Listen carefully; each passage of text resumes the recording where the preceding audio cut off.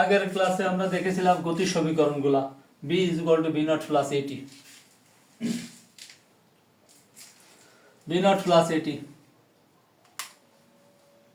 তাহলে x অক্ষ বরাবর আমরা একটা সমীকরণের একটু ব্যাখ্যা দিয়ে দেখি। v ভেক্টরের রাশিমালা কি? vxi + vyj + vzk। আচ্ছা, এটা যদি লিখি v ভেক্টর, এটা v ভেক্টর সমান সমান v0 v0 v ভেক্টর রাশিমালা এই v ভেক্টর সমান সমান এই আমরা জানি। তাহলে v0 ভেক্টর এখানে যদি আসে তাহলে vx0i plus vy0j plus vz0k। এটা নট আসছে বলে সব জায়গায় নট। এখন এই মান দুটো আমরা যদি আমরা এই সমীকরণে বসিয়ে দেই, এই দুটো মান যদি এখানে বসিয়ে দেই তাহলে কি আসে? b ভেক্টর সমান সমান vxi, একটা ভালো করে বুঝতে হবে, vyj plus vzk is equal to vx0i plus vy0j plus vz0k plus a ভেক্টরের রাশিমালা ওই একই কায়দায় axi plus ayj plus azk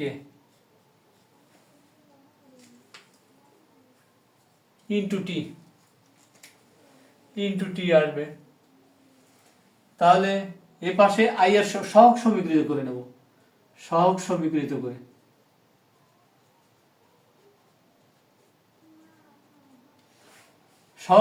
করে নিলে এ পাশে আই এর সহগ কত? bx।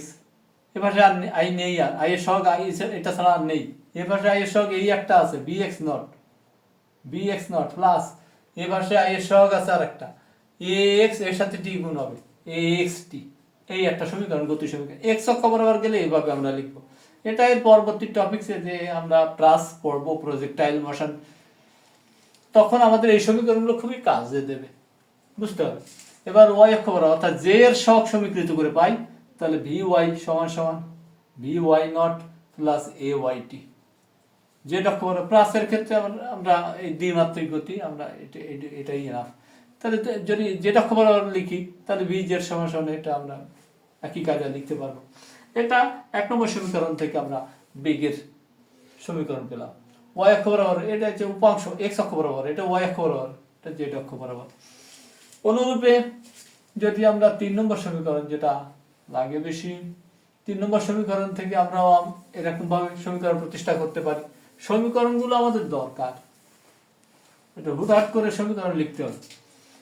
r minus r not is equal two v0t plus half A T square. তো এখানে এক্স এর সহগে একবার যদি আমরা বসাই, এখানে আর ভেক্টর সমান সমান xi plus yj plus zk, are not সমান সমান x0i minus y0j minus z0k সমান সমান b0 ভেক্টর এরকম ভাবে bx0i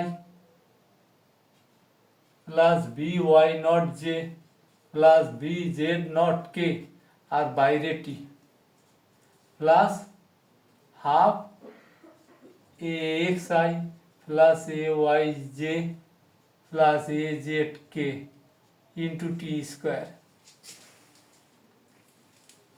এবার সহগ সমীকৃত করো। সহগ সমীকৃত করলে কি আসবে? আই এর সহগ করো, এখানে আই এর সহগ আছে x মাইনাস এ পাশে আই এর সহগ x0 ইজ ইকুয়াল টু এ পাশে আই এর সহগ আছে vx0 সাথে সাথে টি গুণ আছে প্লাস এখানে আই এর সহগ কত আছে ax আছে, টি স্কোয়ার আছে, হাফ আছে, তাহলে হাফ ax টি স্কোয়ার। এটা এক্স অক্ষ বরাবর গতির সমীকরণ। ওয়াই অক্ষ বরাবর কি আসবে? ওয়াই মাইনাস ওয়াই নট সমান সমান by0 t plus half ayt square.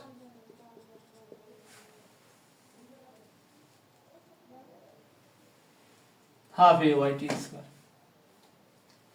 এটা এক্স অক্ষ বরাবর। এই সমীকরণগুলো কাজে লাগবে, কিন্তু খুবই জরুরি। এগুলো না হলে কিন্তু পরবর্তী টপিকসগুলো পড়া যাবে না, বোঝা যাবে না। 3 নম্বর সমীকরণ থেকে আমরা কি পাই? সিম্পলি 3 নম্বর সমীকরণ বি স্কোয়ার সমান সমান v0 square plus twice a dot r minus r naught. এখানে তা হলো কেন? এখানে ভেক্টর নেই কেন? এখানে ভেক্টর, দুটো ভেক্টরের একই তা, দুটো ভেক্টর। এটাকে আমরা লিখতে পারি যেমন ধরো A dot A dot A করলে কি হয়, এ বি কস থিটা, এ এ দুটো একই দিকে, দুটো একই ভেক্টর, ফলে কস জিরো, কস জিরো মান 1, তাহলে এ স্কোয়ার। অর্থাৎ সেম সেম দুটো ভেক্টরের ডট গুণন করলে এ স্কোয়ার হয়ে যাবে, উপরে ভেক্টর থাকে না। তো এইরকম ভাবে আসছে। তো তাহলে যদি এক্স অক্ষ বরাবর আমরা লিখতে চাই, তাহলে বি এক্স স্কোয়ার আসবে, বি ওয়াই এক্স নট এর square plus twice j x into এখানে আই এর সহগ এক্স মাইনাস এক্স নট। অনুরূপে ওয়াই অক্ষ বরাবর আমরা লিখতে পারি v Y nought square plus twice a y plus y minus y nought. Y অক্ষ বরাবর যখন ওয়াই মাইনাস ওয়াই নট হচ্ছে এই হাইট। এবার যদি এক্স অক্ষ বরাবর যায়, এটাকেও তখন বলবো সরণ। বেশ, সমীকরণগুলো গেল।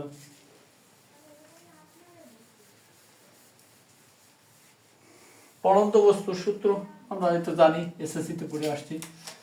সমীকরণটা কি হবে? বি পড়ন্ত বস্তুর ক্ষেত্রে জি আসবে, বি ওয়াই সমান সমান B why not plus a Y T, a Y এর মান মাইনাস জি আসবে, এ ওয়াই সমান মাইনাস জি। তো পড়ন্ত বস্তুর ক্ষেত্রে এখানে বি ওয়াই নট সমান সমান জি টি, নিচে পড়ার বস্তুর ক্ষেত্রে এই নিচে পড়ন্ত বস্তুর ক্ষেত্রে এটি দেবো। উপরে ওঠার ক্ষেত্রে কি দেবো? বি ওয়াই সমান সমান B why not plus minus g t. কখন দেবো এটা এই সূত্র? যখন বস্তুটা উপরে উঠবে।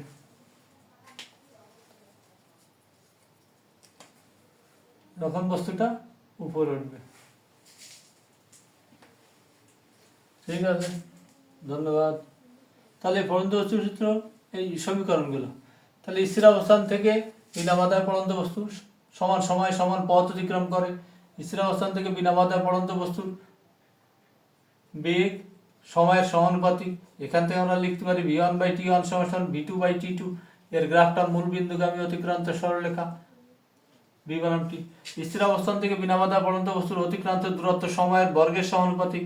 এখান থেকে আমরা লিখতে পারি h1/h2 সমান t1² এর গ্রাফটা হবে এরকম, এই t আর h। যদি এটা x অক্ষ, এটা y অক্ষ, ব্যাস। যদি টি স্কোয়ার দিয়ে চিহ্নিত করি x অক্ষ বরাবর, এটা x অক্ষ, এটা y অক্ষ।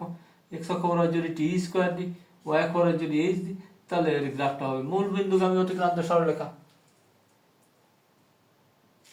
ঠিক আছে, ধন্যবাদ। আজকে পর্যন্ত ভালো থাকো।